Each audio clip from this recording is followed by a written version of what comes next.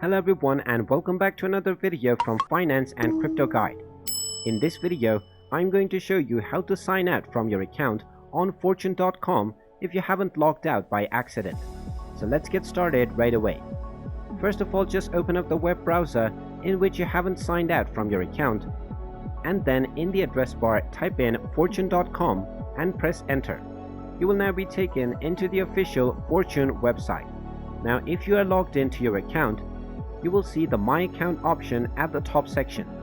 Just hover over and you will see the Logout button. Go ahead and click on it, and now you will be logged out from your account on Fortune.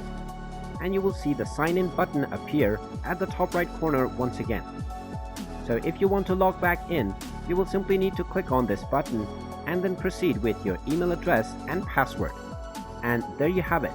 That is how easy it is to sign out from your account on fortune.com.